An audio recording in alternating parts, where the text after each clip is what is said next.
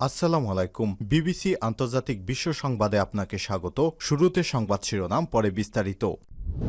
ইন্নালিল্লাহ। পুরো মধ্যপ্রাচ্যে তৃতীয় বিশ্বযুদ্ধ ছড়িয়ে পড়েছে। দখলদার বাহিনীকে কোনোভাবে ছাড় দিচ্ছে না ইরানের ইসলামী বিপ্লবী গার্ড বাহিনী। দখলদারদের যেখানেই পাচ্ছে তাদেরকে পিষে পিষে হত্যা করা হচ্ছে, টিপে টিপে হত্যা করা হচ্ছে। কোনোভাবেই ইহুদিবাদীদের কোনোভাবেই ছাড় দেওয়া হবে না। সবকিছু ধ্বংসস্তূপে পরিণত হয়েছে। চলছে হামলার পর হামলা। আর এরই মাঝে আমাদের হাতে এসে পৌঁছেছে এই যুদ্ধের সর্বশেষ গুরুত্বপূর্ণ সব থেকে তাজা আপডেট সংবাদ আপনাদের জানিয়ে দিব। প্রথমেই জানাবো, কোনোভাবে সমৃদ্ধ ইউরেনিয়াম হস্তান্তর করবে না ইরান। মার্কিন প্রেসিডেন্ট ডোনাল্ড ট্রাম্প দাবি করেছিলেন ইরান সমৃদ্ধ ইউরেনিয়াম যুক্তরাষ্ট্রকে দিয়ে দিতে রাজি হয়েছে, কিন্তু ইরান সেই দাবি সরাসরি অস্বীকার করেছে। জানা গেছে যে সবকিছুর জন্য ইরান কোনোভাবেই আসলে যুক্তরাষ্ট্রকে কোনোভাবেই ছাড় দেবে না। পুরো পরিস্থিতি দখলদারদের বিরুদ্ধে চলে গেছে, তারা ফেঁসে গিয়েছে। এরপর জানাবো, যুক্তরাষ্ট্র এবং ইরানের মধ্যে পরবর্তী বৈঠক সোমবার পাকিস্তানে। যুক্তরাষ্ট্র ও ইরানের প্রতিনিধি দল আগামী সোমবার দ্বিতীয় দফা আলোচনায় বসার সম্ভাবনা রয়েছে। ইরানি সূত্রে বরাত দিয়ে এই কথা জানিয়েছে সিএনএন। তবে যুক্তরাষ্ট্র আলোচনার সময়সূচির বিষয় নিশ্চিত করেনি। এদিকে সংঘাত নিরসনে যুক্তরাষ্ট্রকে যেসব শর্ত দিল ইরান ও যুক্তরাষ্ট্রের মধ্যে দীর্ঘস্থায়ী সংঘাত নিরসনে একটি নতুন কূটনৈতিক প্রক্রিয়া শুরু হতে যাচ্ছে। ইরানের একটি উচ্চপদস্থ সূত্রের বরাতে জানা গেছে যে উভয় দেশ বর্তমানে একটি চূড়ান্ত চুক্তির পরিবর্তে আলোচনার একটি প্রাথমিক রূপরেখা বা ফ্রেমওয়ার্ক তৈরিতে একমত হওয়ার চেষ্টা করছে। এরপর জানাবো, মধ্যপ্রাচ্যের জলসীমায় ফিরল মার্কিন রণতরী জেরাল্ড ফোর্ড। আবারও বিশ্বের অন্যতম বিমানবাহী রণতরী ইরানের বিরুদ্ধে মোতায়েন করেছে মার্কিন যুক্তরাষ্ট্র। তারা এটি মোতায়েন করে মূলত মধ্যপ্রাচ্য জুড়ে আবারও উত্তপ্ত পরিস্থিতির সৃষ্টি করছে। পরিস্থিতি খুবই ভয়াবহ আকার ধারণ করেছে। সবকিছু চূর্ণ বিচূর্ণ হয়ে গেল। দখলদারেরা চাইলেও কোনো কিছুই করতে পারছে না। এই ধরনের কথাবার্তা মার্কিন যুক্তরাষ্ট্র শুরু থেকেই তারা এমনভাবে কার্যক্রম চালিয়ে যাচ্ছে যে পরিস্থিতি খুবই খারাপ আকার ধারণ করেছে। পুরো পরিস্থিতি ধ্বংসস্তূপে পরিণত হয়েছে। এজন্য মার্কিন যুক্তরাষ্ট্র তারা পুরোপুরি সবকিছু ধ্বংসস্তূপে পরিণত করার জন্য আবারও মধ্যপ্রাচ্যে যুদ্ধ বাঁধাতে চায়। এবং সর্বশেষ জানাবো, রাশিয়া থেকে তেল কেনার সুযোগ বাড়ালো যুক্তরাষ্ট্র। বিশ্বব্যাপী জ্বালানি আকাশছোঁয়া দাম নিয়ন্ত্রণের লক্ষ্যে রাশিয়ার তেলের উপর নিষেধাজ্ঞার মেয়াদ প্রায় 1 মাসের জন্য শিথিল করেছে যুক্তরাষ্ট্র। সমুদ্রপথে নিষেধাজ্ঞা প্রাপ্ত রুশ তেল ও পেট্রোলিয়াম পণ্য কেনার অনুমতি দিয়ে একটি ছাড়পত্র জারি করেছে যুক্তরাষ্ট্র। মার্কিন ট্রেজারি বিভাগ তাদের ওয়েবসাইট পোস্টে করা ওই নথিতে জানিয়েছে, আজ পর্যন্ত যেসব জাহাজে তেল বোঝাই করা হয়েছে সেগুলো আগামী 16 মে পর্যন্ত কেনা যাবে। এর আগে 30 দিনের ছাড়পত্রের মেয়াদ শেষ হয় 11 এপ্রিল। ওই মেয়াদ আবারও বাড়ানো হয়েছে। প্রিয় দর্শক, এতক্ষণ শুনছিলেন সংবাদ শিরোনাম, এবারে বিস্তারিত। তবে তার আগে বন্ধুরা অনুরোধ থাকবে, এই সংবাদটিতে একটি লাইক দিন। এই চ্যানেলে আপনি নতুন হয়ে থাকলে আমাদের সংবাদটি দেখতে দেখতে চ্যানেলটি সাবস্ক্রাইব করে রাখুন।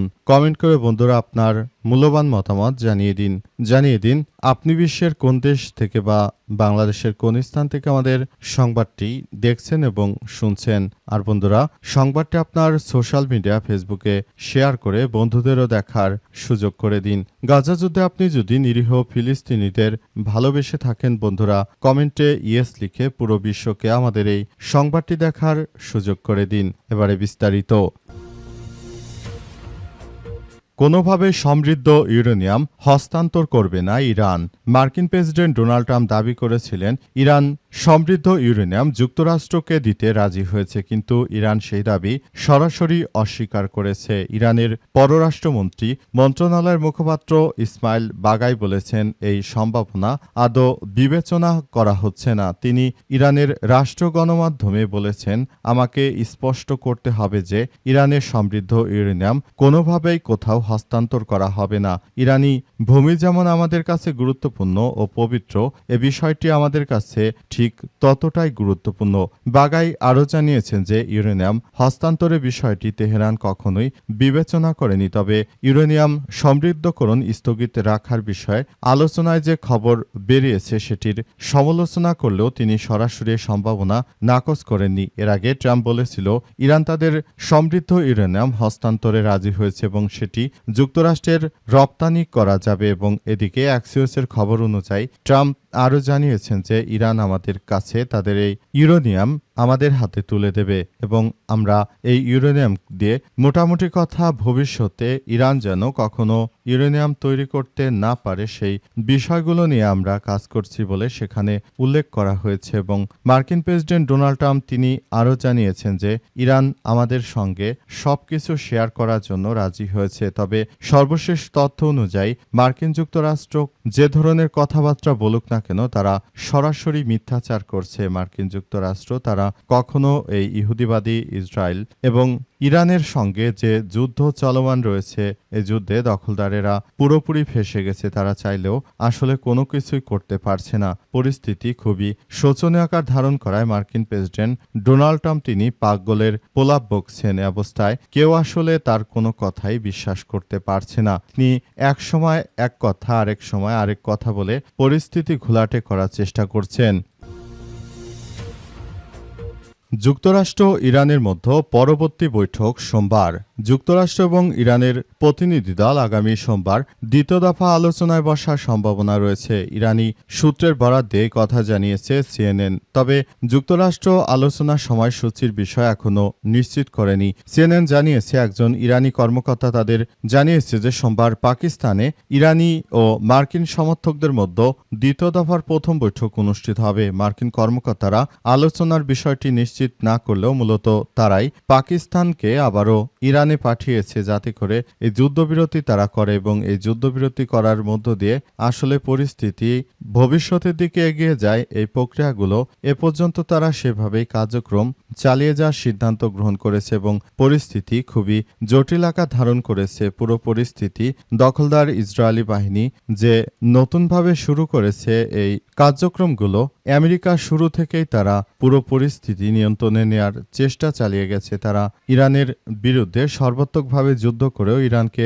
কোনোভাবে দমন করতে না পেরে অবশেষে ইরানের হাতে পায়ে ধরে যুদ্ধ বিরতি করার জন্য অনেক প্রচেষ্টা চালিয়ে যাচ্ছে এবং পাকিস্তানকে তুরুপের তাস হিসেবে ব্যবহার করে মূলত এই যুদ্ধবিরতি তারা করতে চায়। পরিস্থিতি যতই জটিল আকার ধারণ করুক না কেন ধীরে ধীরে এই পরিস্থিতি থেকে সবাইকে বেরিয়ে আসার জন্য মার্কিন প্রেসিডেন্ট ডোনাল্ড ট্রাম্প তিনি শুরু থেকে অনেকগুলো প্রচেষ্টা চালিয়ে যেতে চেয়েছেন এবং সবকিছুর জন্য জায়নবাদীরা পুরোপুরি নিয়ন্ত্রিত হয়ে পড়েছে।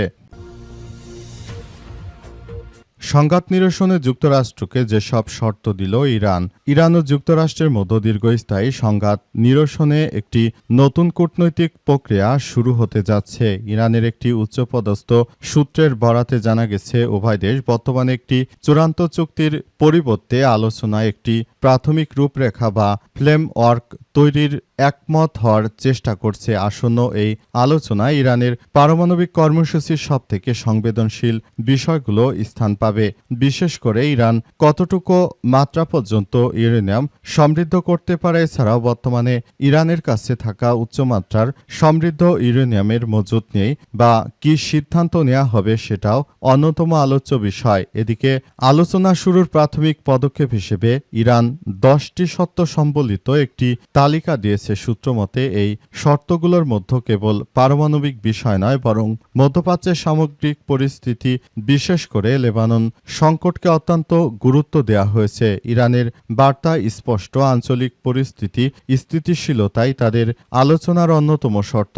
একই সঙ্গে কৌশলগত গুরুত্বপূর্ণ জলপথ হরমুজ প্রণালীতে ইরান একটি ক্যালিব্রেটেড বা পরিমিত পদক্ষেপ গ্রহণ করেছে যা তাদের একটি নিয়ন্ত্রিত কৌশল। এর মাধ্যমে বাণিজ্যিক জাহাজ চলাচলের জন্য প্রণালীটি সীমিত এবং নিয়ন্ত্রিতভাবে উন্মুক্ত করা হয়েছে এবং মার্কিন যুক্তরাষ্ট্র বিষয়টি নিয়ে খুবই হতাশার মধ্যে পড়েছে।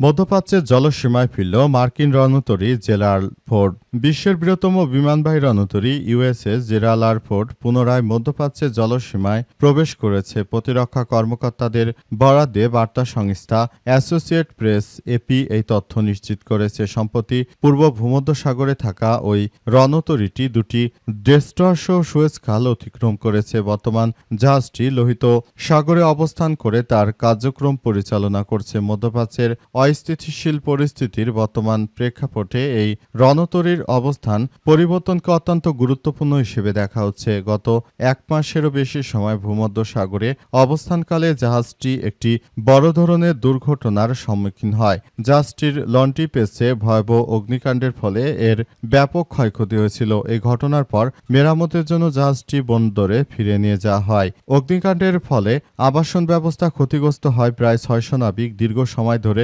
ঘুমানোর জায়গা হারিয়ে মানবেতর জীবনযাপন কাটাচ্ছিল। তবে মেরামত শেষে লোহিত সাগরে ফেরার মাধ্যমে এই রণতরীটি একটি নতুন রেকর্ড সৃষ্টি করেছে। চলতি সপ্তাহে জাহাজটি ভিয়েতনাম যুদ্ধ পরবর্তী সময়ের মধ্যে সবথেকে দীর্ঘতম সময় ধরে মোতায়েন থাকা মার্কিন বিমানবাহী রণতরীর মাইলফলক স্পর্শ করেছে এবং বর্তমান পরিস্থিতিতে মার্কিন যুক্তরাষ্ট্র এটি আসলে কোনোভাবেই নিয়ন্ত্রণ করতে পারেনি। ইরান যেভাবে এই মার্কিন বিমানবাহী রণতরীটিকে ধসিয়ে দিয়েছে, এজন্য মার্কিন যুক্তরাষ্ট্র পুরোপুরি তারা ফেঁসে গেছে। তারা চাইলেও বিমানবাহী রণতরীটিকে কোনোভাবে রক্ষা করতে পারেনি। মার্কিন যুক্তরাষ্ট্রের হাত থেকে পুরোপুরি সবকিছু নস্যাৎ করে দেয়া হয়েছে।